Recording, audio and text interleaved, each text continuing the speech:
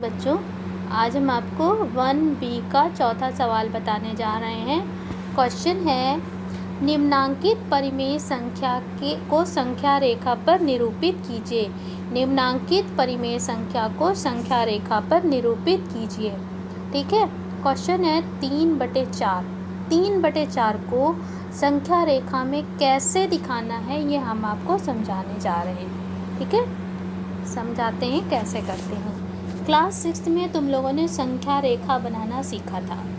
उस वक्त तुम लोगों ने सिंपल संख्या रेखा बनाई थी। ठीक है, कैसी बनाई थी? सिंपल संख्या रेखा। उसमें क्या करते थे तुम लोग? एक लाइन खींचते थे और लाइन के दाईं ओर, राइट साइड में दाईं ओर क्या करते थे? लिख देते थे बीच में 0, इधर 1 2 3 4 5 ऐसे लिख देते थे। +1 +2 +3 +4 +5। और बाईं तरफ क्या लिख देते थे? बाईं ओर क्या लिख देते थे? बाईं ओर क्या लिख देते थे? बाईं ओर की संख्याएं माइनस में होती थी। 0 के जस्ट बगल में -1, फिर -2 -3 -4 ऐसे लिखते थे। ठीक है, अब क्या है? अब थोड़ी दूसरी तरह से है, वही चीज़ है, लेकिन अब क्या है, तुम्हें जो संख्या रेखा दिखानी है, संख्या रेखा में जो नंबर दिखाने हैं वो किस में दिखाने हैं? भिन्न वाले होंगे या परिमेय संख्या होगी? भिन्न की संख्या होगी या परिमेय संख्या होगी? हमने तुमको इसके पहले 2-3 बार तुम्हें भिन्न कैसे होती है, भिन्न को कैसे निकालने लिखते हैं। भिन्न का मतलब होता है हमारे पास कोई वस्तु पूरी है और उसको हमने टुकड़े में डिवाइड कर दिया, और उस टुकड़े को मैथमेटिकली कैसे दिखाओगे, गणितीय रूप में कैसे लिखोगे। जैसे तुम्हारे पास कोई सामान 1 होता है, 2 होता है, तो तुम उसके लिए 1 2 3 4 5 लिख देते हो। अगर मान लो तुम्हारे पास कोई चीज़ आधी है, आधे का भी आधा है, तो उसको कैसे दिखाओगे, मैथमेटिकली कैसे दिखाओगे, गणितीय रूप में कैसे दिखाओगे, वो बताने मैं जा रही हूँ। ठीक है, मान लो तुम्हारे पास ये 1 मीटर लंबी कोई लाइन है। उस लाइन को तुमने क्या किया? 4 बराबर भागों में तोड़ लिया। ठीक है, ये तुम्हारे पास 0 से लेके यहाँ तक 1 मीटर लंबी लाइन थी। इसको क्या किया तुमने? 4 बराबर भागों में बांट लिया। तो 0 से ये 1 भाग तक की दूरी, यहाँ से 0 से यहाँ तक की दूरी कितनी हुई? 1/4। क्यों? क्योंकि तुमने पूरी लाइन को कितने बराबर भागों में बांटा है? 4 बराबर भागों में तुमने क्या किया है? बांटा है। इसलिए तुम हर में क्या लिख दोगी? 4 लिख दोगी। और कितने भाग के बारे में पूछा गया है? 1 भाग के बारे में, तो तुमने अंश में ऊपर 1 लिख दिया और बटे में 4 लिख दिया। ठीक है, और अगर हम 2 भाग के बारे में लिखते,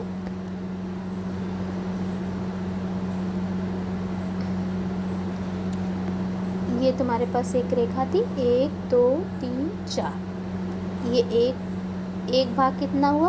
1/4। फिर 0 से यहाँ तक 2 भाग कितना हुआ? 2/4। 0 से 3 यहाँ तक कितने भाग हो गए? कितने भाग इंक्लूड हो रहे हैं? 1 भाग के लिए 1/4, 2 भाग के लिए 2/4, और 3 भाग के लिए तुमने क्या लिख दिया? 3/4। और चौथा भाग भी अगर हम लिख रहे हैं तो उसके लिए क्या लिख दोगी? 4/4। और 4/4 को अगर काटोगी तो क्या आ जाएगा? 1, यानी पूरा एक हिस्सा, पूरी एक चीज़ आ गई। ठीक है, यहाँ से यहाँ तक कितना हो गया? 4/4। समझ में आया? चलो एक एग्जाम्पल और तुम्हें समझाते हैं, देखते हैं और क्लियर हो जाएगा तुमको। दूसरा लेते हैं 3/5। दूसरा लेते हैं हम 3/5। ठीक है, एक ये हमारे पास ये एक लाइन थी जो कि अभी भी 1 मीटर लंबी है। कितनी है? 1 मीटर लंबी है। अब चूँकि तुम्हारा 3/5 क्या लिखा है? 3/5। नीचे हर में क्या लिखा है? 5। हर में क्या लिखा है? नीचे वाली संख्या क्या है? 5। यानी पूरी लाइन को तुमको कितने भाग में बांटना है? 5 बराबर भागों में। 1 2 3 4 और ये 5, तुमने पूरी लाइन को 5 बराबर भागों में बांट दिया। हम अगर 1 भाग लेंगे, 1 टुकड़ा हमने लिया, तो उसके लिए तुम क्या लिखोगी? 1/5। अगर तुमने 2 टुकड़े लिए तो 2/5, अगर 3 लिए तो 3/5, 4 लेते तो 4/5। लेकिन तुमसे कितने टुकड़े लेने की बात कही? 3/5। तो तुमने इसको क्या लिखा? 3/5 को दिखा दिया।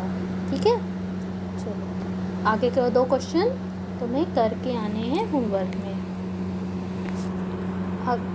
ठीक है, ये तीसरा वाला कर दिया है, पहला तीसरा कर दिया है, गा और घा करके दिखाना। अब 5वां क्वेश्चन में चलते हैं। 5वां क्वेश्चन क्या है? निम्नांकित परिमेय संख्या के जोड़ों में कौन असमान है? निम्नांकित परिमेय संख्या के जोड़े में कौन असमान है? अब तुमको एक परिमेय संख्या दी गई है -8/24 और 7/-21 ये दी है।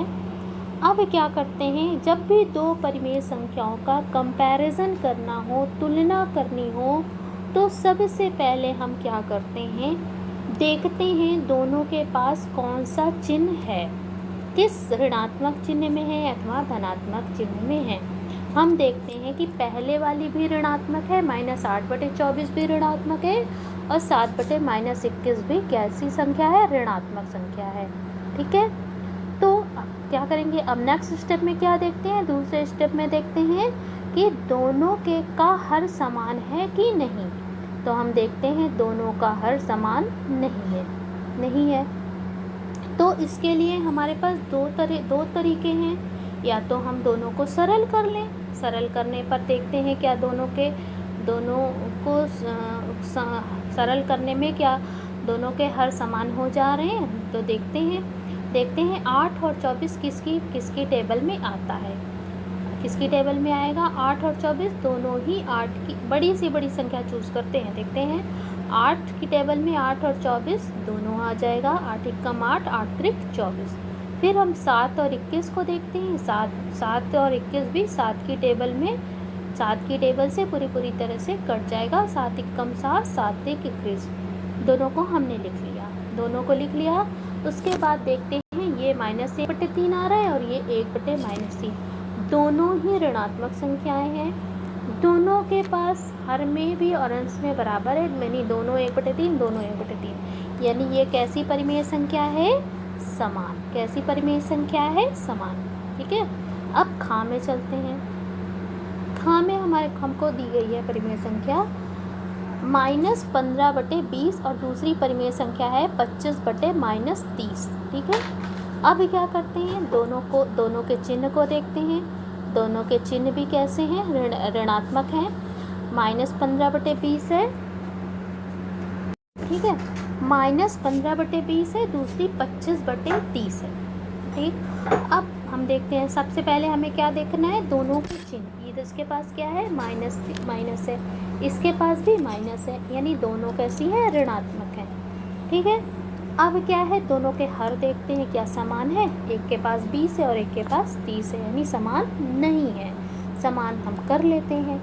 अब क्या हम 20 को 30 या 30 को 20 बना सकते हैं? नहीं बना सकते। तो हम क्या करते हैं? या तो अब ऐसा कुछ करते हैं कि दोनों के हर समान हो जाए। क्या करें? हम ऐसा करते हैं, अगर हम 30 से गुणा करेंगे ऊपर नीचे तो काफ़ी बड़ी संख्या आ जाएगी, तो 0 को छोड़ देते हैं। इसका सिर्फ हम क्या ले लेते हैं? 3 ले लेते हैं। 3 से हम क्या करें? 15 और 20 दोनों में गुणा कर देते हैं। ठीक है, 15 और 20 दोनों में गुणा करते हैं। गुणा किया 15 से 3 में और 20 से 3 में, यानी अंश और हर दोनों में गुणा कर देते हैं। फिर क्या करते हैं? 25 में इसके 2 से 25 और 30 दोनों में हम गुणा कर देते हैं। गुणा करके देखते हैं क्या आता है माइनस। ऊपर जब 15 में गुणा किया था तो 15 तिया 45 और नीचे किया था तो 20 तियाई 60 आ गया। इधर क्या है? 25 से 2 में गुणा किया था, 25 दूनी 50 और 30 दूनी 60, यानी दोनों के हर भी हमने समान कर लिए। और क्या कर लिया? ऊपर हर की संख्या समान हो गई, तो अंश को देखते हैं। दोनों के अंश कैसे? एक के पास -45 है और दूसरे के पास +50 है। ये कुछ भी नहीं है, ये गलत है। ठीक, ये -45 और इधर 50, यानी तो ये दोनों कैसी हैं? असमान हैं। दोनों ही असमान हैं, इसलिए हम यहाँ पर क्या लिख देंगे, असमान। ठीक है, अब नेक्स्ट चलते हैं। हाँ, इसमें हमने 2 क्वेश्चन तुमको क्या दिए हैं, होमवर्क में दिया है, 0/-7 और 0/4, ये दोनों तुम्हें होमवर्क में है। ये -6/10 और 9/-15 करने की कोशिश करना, अगर नहीं आएगा तो बताएंगे। अब हम चलते हैं 1C में। 1C में क्वेश्चन क्या है, 1C का पहला क्वेश्चन है, निम्नांकित दोनों परिमेय संख्याओं में कौन बड़ी है। यहाँ पर तुम्हें 2 परिमेय संख्या दी गई है, 2 परिमेय संख्या दी है, -4/9 और दूसरी है 7/9। हमने तुमको पहले ही बताया है कि सबसे पहले हमको चेक करना है दोनों कैसी हैं, धनात्मक हैं या ऋणात्मक हैं। हमने देखा पहली वाली परिमेय संख्या यानी -4/9 कैसी है, जो कि माइनस के साथ है इसलिए कैसी है, ऋणात्मक, और 7/9 कैसी है, धनात्मक है। तो इसमें तुम्हें कुछ भी नहीं देख करना है, जो धनात्मक है वही बड़ी होगी, जो धनात्मक है वही बड़ी है। तो हमने यहाँ पर तुमको बता दिया है कि यहाँ लिख दिया है 7/9 धनात्मक है, इसलिए 7/9 कैसी होगी, -4/9 से बड़ी होगी। ठीक है, 7/9 -4/9 से बड़ी होगी। यहाँ हर भी समान था, लेकिन क्योंकि यह क्या है, ऋणात्मक है, इसलिए -4/9 छोटी होगी और 7/9 बड़ी होगी। नेक्स्ट क्वेश्चन में चलते हैं। दूसरी घा है -5/9 और -3/13। यहाँ पर भी वही बात है, सेम कारण यहाँ पर भी है। क्या है कि ठीक है, -5/9 और -3/13, -3/-13 में यहाँ पर भी देखो ये कैसी है, माइनस में है, ये ऋणात्मक है। -5/9 कैसी है, ऋणात्मक, और -3/-13 कैसी है, धनात्मक। हमने बताया था अगर परिमेय संख्या के अंश और हर दोनों में माइनस का चिन्ह है तो वो कैसी होगी, धनात्मक। कैसी होगी, धनात्मक। ये मैंने आज देखा भी है।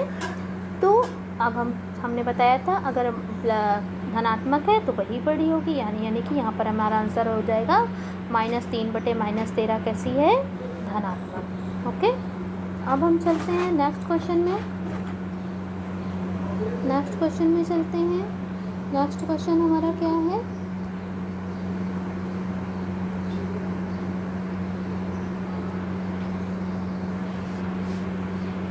क्वेश्चन नंबर खा है -3/4 और -5/8। ठीक है, आप सबसे पहले हमको वही देखना है कि दोनों के पास चिन्ह क्या है। दोनों ही ऋणात्मक हैं, दोनों ही ऋणात्मक है। एक -3/4 है, दूसरी -5/8 है। ठीक, दोनों ऋणात्मक हैं। अब क्या देखना है, अब क्या करना है, दोनों का हर समान करना है। हर समान करने के लिए हमने तुम्हें बताया था, या तो इसको क्या करो, 4 को 8 बना लो या 8 को 4 बना लो। तो कौन सा सरल है, 4 को हम 8 आराम से बना सकते हैं। कैसे बना सकते हैं, अगर हम 4 में 2 से गुणा कर दें तो 8 हो जाएगा। तो हमने क्या किया, हर समान करने के लिए 2 से अंश और हर दोनों में गुणा कर दिया। तो ऊपर गुणा किया तो -3 में 2 से गुणा किया तो आया -6, और 4 में 2 से गुणा किया तो 4 दूनी 8, और इधर -5/8। ठीक है, तो -5/8 और -6/8 में कौन बड़ी होगी, -5/8 बड़ी होगी, क्योंकि ऋणात्मक संख्या जितनी छोटी होती है उतनी बड़ी होती है। ऋणात्मक संख्या जितनी छोटी होती है उतनी बड़ी होती है। ये भी हो गया क्लियर। अब किसी का गा क्वेश्चन नंबर गा आता है। गा में हमारा क्वेश्चन है -7/12 और दूसरा है 5/-8। सबसे पहले हमको वही देखना है, दोनों ऋणात्मक हैं कि धनात्मक। दोनों ही ऋणात्मक हैं, दोनों के पास माइनस का चिन्ह है। अब क्या करते हैं, दोनों के हर समान करते हैं। हर समान करने के लिए हमने क्या किया है, यहाँ पर दूसरे वाले के हर से दो पहले वाले के अंश और हर दोनों में गुणा कर दिया। 8 इधर वाले 8 से 7 में और 12 में गुणा कर दिया। 8 सते 56 और 12 अट्ठे 96। इधर वाले के पहले वाले के हर से दूसरे वाले के अंश और हर दोनों में गुणा कर दिया, यानी 12 से 5 में भी और 8 में भी अलग अलग गुणा कर दिया। 12 पंचे 60 और 12 अट्ठे 96 लिख दिया। अब क्या करते हैं, दोनों ही ऋणात्मक हैं, एक के दोनों के हर समान हो गए, दोनों के पास 96 आ गया। एक के पास देखते हैं -56 है और दूसरे के पास 60 है। ठीक है, तो हमने बताया था कि ऋणात्मक संख्या जितनी छोटी होगी उतनी बड़ी होगी, यानी -56/96 कैसी होगी, बड़ी होगी। ठीक, और बच्चों 1C का दूसरा क्वेश्चन तुम्हें पूरा की पूरा, क्योंकि पहले वाला जैसे सिखाया है वैसे ही ये दूसरा वाला भी होगा, और ये दूसरा क्वेश्चन तुम्हें होमवर्क में दिया जा रहा है। तो 1C का दूसरा क्वेश्चन पूरा होमवर्क में तुम्हें करके हमें दिखाना है।